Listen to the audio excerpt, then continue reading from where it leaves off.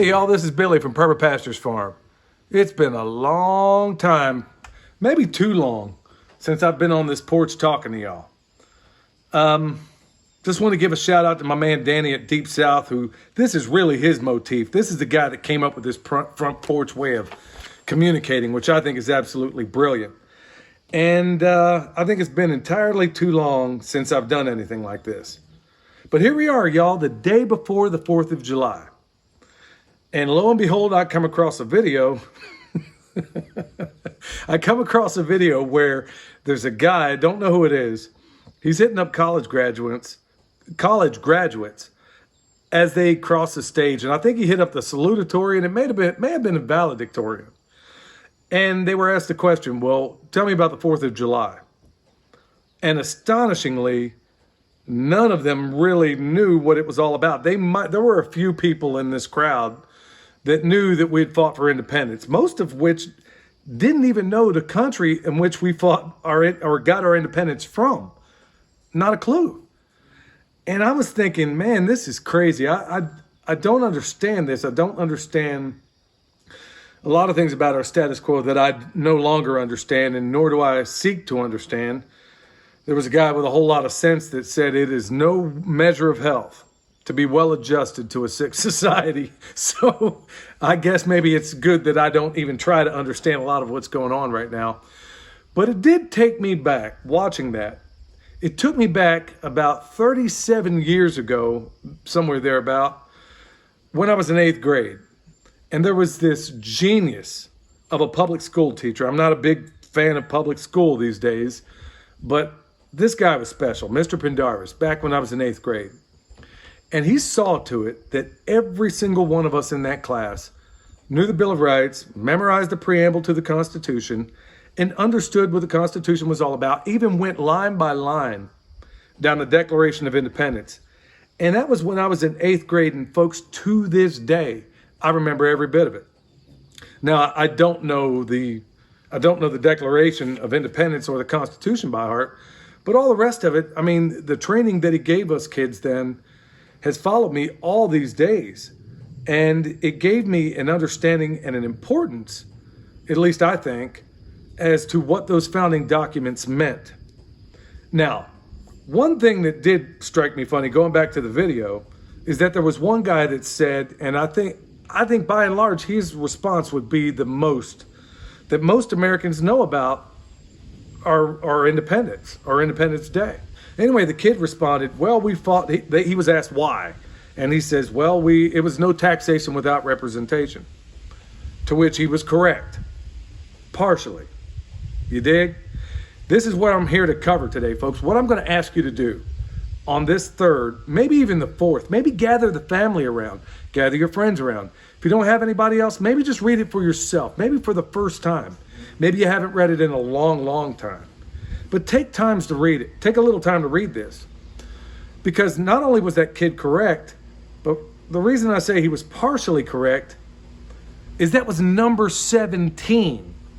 If my number is correct, that was number 17 in that long list of grievances that they had against the King of England. Let me just cover a few. I'll hit some of the high spots, where everybody knows about the beginning of it, where it says, in the course of human events, it becomes necessary for one people to dissolve the political bands. You know that part. You might even know this other part. You better know this part.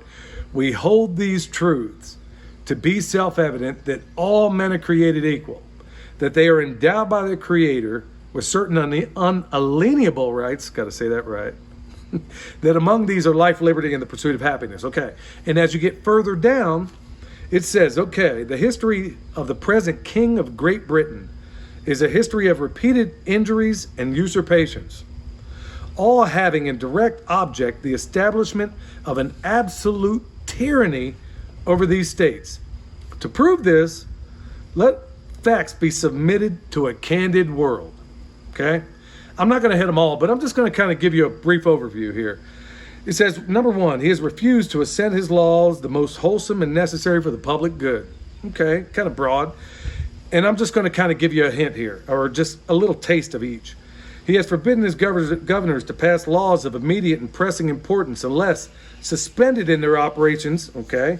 Number 3, he has refused to pass laws for the accommodation of large districts of people. And there's considerably more to all of this, folks. I'm just getting to a point here. I'm hopefully weaving a tapestry that'll make sense. He has called together legislative bodies at places unusual and uncomfortable, and at distant from the depository of their public records, for the sole purpose of fatiguing them into compliance with this measure.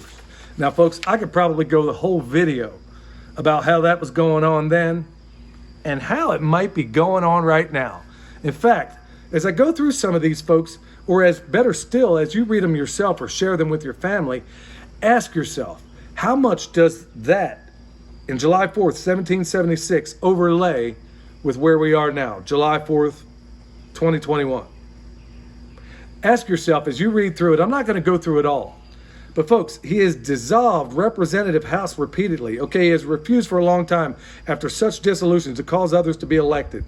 Number 7, he has endeavored to prevent the population of these states for the purpose of obstructing the laws of naturalization of foreigners.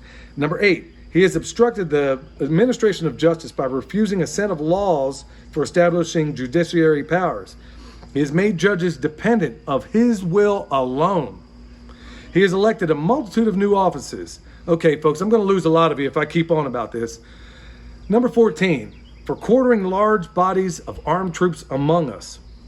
15, for protecting them by mock trial. There was a colon in number 14 where it basically says there's more to come. For protecting them in a mock trial from punishment of any murders for which they should commit inhabitants of these United States. 16, cutting off trades with all of our parts of the world. Number 17, for imposing taxes on us without our consent. Now, it goes all the way up to 24 in my count, if I'm not mistaken. Let me make sure I'm not, I'm sorry, 27. There's a number of things here. I'm saying all that to say this. It wasn't just taxation without representation. In fact, if you read the very end of it, it goes on to say that for years and years, and if you look at many of the historical documents, you'll find out that it took a long time to get to this point, July 4th, 1776. I mean, a long time. There was appeal after appeal after appeal to the King of Great Britain. Of course, he, being a dictator, said, no, I'm not going to have it. I'm not giving up 1 ounce of my holdings in in those colonies. Pretty much how he put it. By and large, folks, I'm saying all this to say that read this. Read it for yourself. Don't count on my interpretation or anybody else's for that matter. It's easy to understand. It's a very short document. Check it out and then ask yourself a few critical questions about how many of the things that were grievances back at this time are potentially grievances that you might have now. Because I can't think of a more consequential 4th of July than the one we're having right now. I'm sure the founding fathers are rolling over in their graves knowing that there are now their posterity that are marching up and down streets to do away with the rights of others, to do away with the blood-bought rights that these people invested with their lives, their fortunes, and their sacred honor. In fact, it says that very thing at the bottom of this Declaration of Independence. Those things that they sacrificed at that time, we seem so willing to give away. It was like, I think Austin Brewer of the Ted and Austin Brewer once said, he said, us modern day Americans behave like trust fund babies. You dig? We behave like kids that knew nothing about what it took to amass that wealth. And then when it comes to us, we squander it. And I think by and large, that's exactly what we're doing here in this United States of amnesia, as Gore Vidal put it. So, not to be a downer, not to do any of that stuff. I know that's kind of hard to say at this point. I think the biggest thing I'm walking away is when I'm seeing college graduates walking across a stage and not one of them, or very few of them at the very least, has any idea where our independence came from and why it was sought for in the first place. It seems to me that, like another wise guy said, we know the price of everything and the value of nothing. When we can have people graduating from our highest institutions and they don't have the slightest clue what the 4th of July is all about. And I'm sure by and large, there's so many things that even as a person who studied it to some extent, I'm sure there's a great deal even I don't understand. But folks, that's why I'm saying it's an appeal to all of us to reach back into this document, read it, ask yourself, do you see any overlap with what's going on today? If so, ask yourself how you correct it. Look, folks, I hope this stuff is some help. And I know it's not typically farming or permaculture that I'm talking about here, but at the end of the day, I'm an American first. So everybody go out there, take a look at this awesome document. Read it for yourself, read it with your family, okay? Till next time, this is Billy, the Permaculture Pimp Daddy, where PIMP stands for permaculture is my passion. So is the Constitution and the Declaration of Independence. We'll see y'all next time.